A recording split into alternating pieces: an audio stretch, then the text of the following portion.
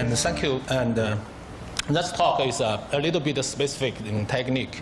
And by the way, I'm not the brother of Professor Zhu Tong. And I'm from the Beijing. This is the place I lived. This is a photo from a camera in our institute's monitoring tower. It's 325 meters high in the central Beijing. Each hour it takes a photo. Also, they have some other instruments.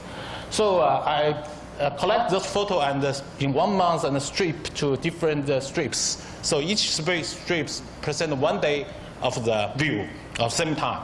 So you can see the visibility was strongly influenced by the PM 2.5. And this photo also was used by a magazine. And so we have been known that the air pollution has hit dangerous max in Beijing, Shanghai, and Guangzhou, etc. But the question is, what happened in somewhere else and other places? And from places like this, when I came to here, not only to adjust the time lag, and also I found that in the first 2 days found some headaches, but without the cold symptom. So I guess probably body is just for the change of the air quality. Okay, this is the objective of this talk.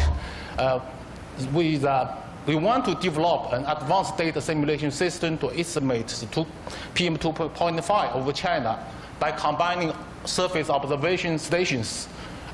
This number was now increasing very fast. In the last year, we have 370, now more than 1,000, and still increasing very rapidly. We want to combine this with the state-of-the-art numeric models to provide this estimation. Also, we want to examine the accuracy of such approach. And then we want to establish this kind of high-frequency data simulation-based operational monitoring the tools over the whole country of China, but to transfer to operational centers. And probably most of the audience are not familiar with data simulation, so I want to explain a little bit about ideas of why we use this approach. So this shows each open circle shows one station. It seems not much because there are many overlapped because it concentrates on cities. And those color shades shows emission rates of PM 2.5 precursors. We just simply sum up all the related precursors together.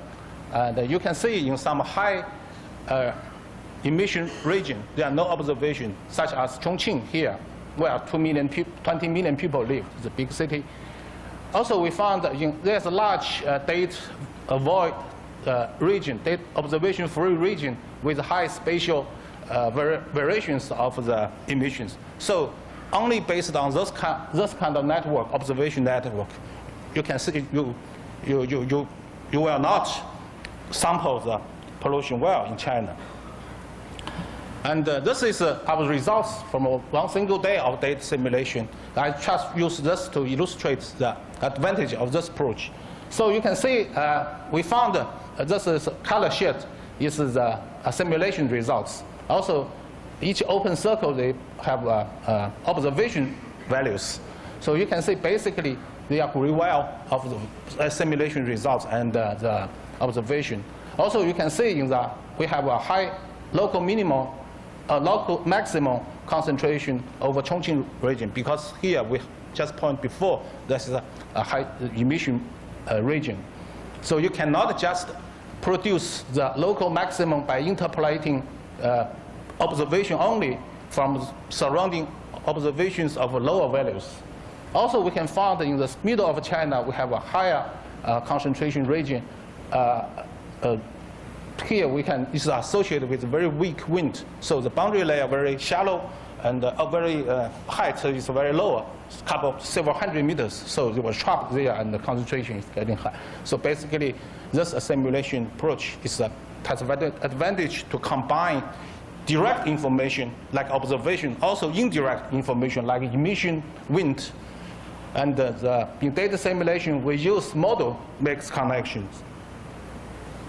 So this is the air quality model we used in this study. This is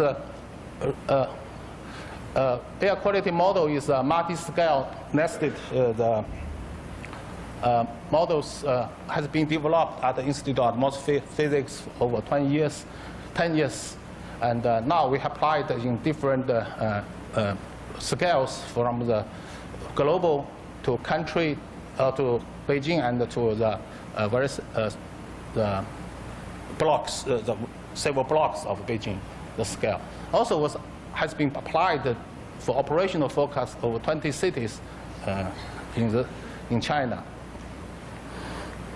And this slide shows some chemical, also some physics used in those models. Because I'm not chemist, so I just list here. If you have a question, I will pass to the co-author okay. Now, the data simulation scheme. I have to say a little bit about this, but I try to make it in plain language, not too technical. So the data simulation using the method is now is one of the advanced schemes used in the data simulation community is ensemble Kalman filter. This scheme has been applied before in atmospheric chemistry in our group from dust storm data simulation and ozone data simulation and CO emission inversion, etc. And so the main ideas, those even involve some equation, but still very simple.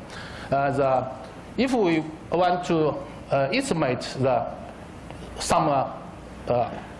some time from the subscripts indicate some time levels. For example, each hour interval we have over 1 month of the pollution states over China, for example. It's defined, this X is defined on every grid of the model. So it's have a full coverage of the region. And Y is observation. Observation only located on some area. So Y is also a vector, but with a smaller dimension. The idea is using, you combine the two kinds of information. One is observation, like this. This is observation information. This is some information prior, before you know the observation. Because you can also, you have various ways you can infer this kind of prior information. For example, the climatology, and also now we're using the numerical model to infer this kind of information. This information, we call this probability density function. Just very simply, just you can regard it as a mean value plus error bar. And when we use a model to define the perfect information, so we not only integrate the model once with the best inventory and reanalysis meteorology parameters, but we also run to random map 50 random members of perturbation.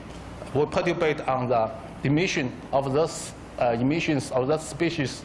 Also, we perturbate on wind and initial condition. Try to get 50 ensemble members to not only the mean value and also include error bars by this way. So, and after some mathematical manipulations by the ENKF theory, so you can get the final result, your analysis result is a linear combination of these 50 ensembles. This ensemble is produced only from the model.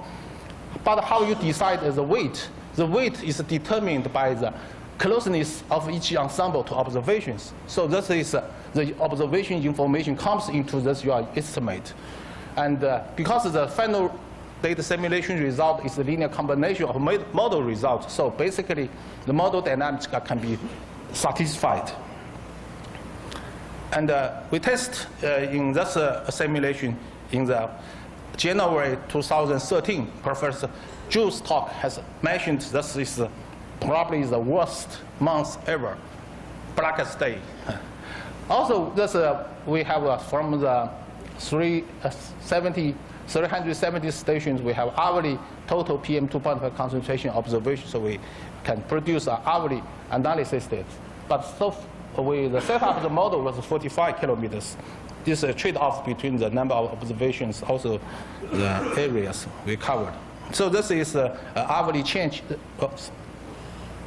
This is small ammunition, okay, with hourly change of the air PM 2.5 over China. So you can see the wind in the middle of central of China is not so strong, and in some days, and so you can see the concentration getting higher. Also, you can see some fresh plumes. The plumes of fresh air is propagate from north to south, follow the north winds. So this shows.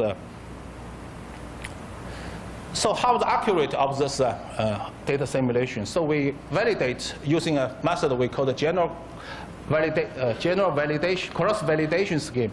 So because all those information are assimilated into your model, so how do you verify your method? So we divide those stations observation into 5 subsets, and in each experiment we'll only assimilate another 4 subset of information, and using the one left to validate.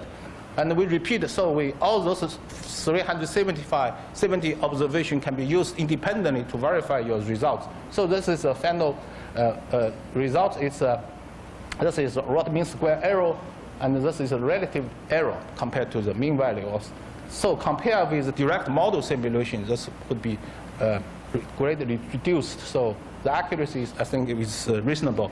With the increasing of the number of the observation, probably we can in future can further improve the accuracy.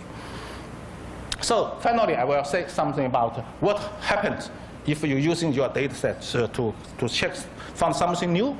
And now this monthly average of that month in the China. So we can find that in the central China, quite the monthly concentration is higher, even than the PRD, the Pearl River Delta, and YRD, the Yangtze River Delta, and also Beijing region. So it's the big 3.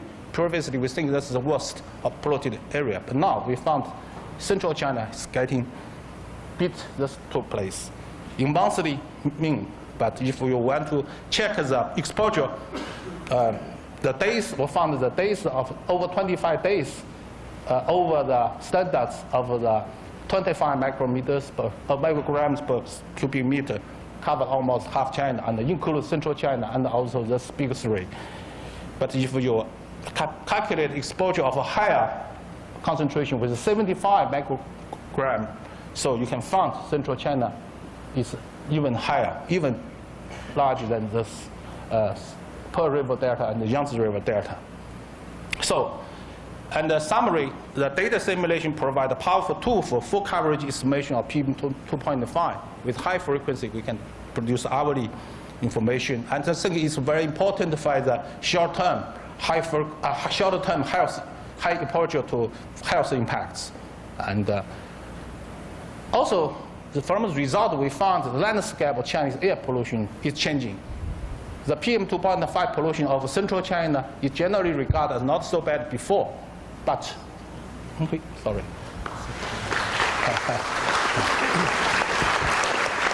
Let me finish the final word. Not so bad compared to the big 3, but this study suggests central China was, well, 6 million people lived, is catching up, and even beat another 2 guys, bigger guys. And we should pay more attention in terms of research to explain why. Is the emission increasing, of the wind, or etc. Also, in terms of policy and the control strategy. We found one reason for that, we guess, is because the policy there is not less strict. You can have more polluted industry move to there. So local government allowed this, but in other places it's not allowed. So they transform probably. So thank you very much. Okay, thank you again. We have time for maybe one question. Anyone from the audience? No, over there.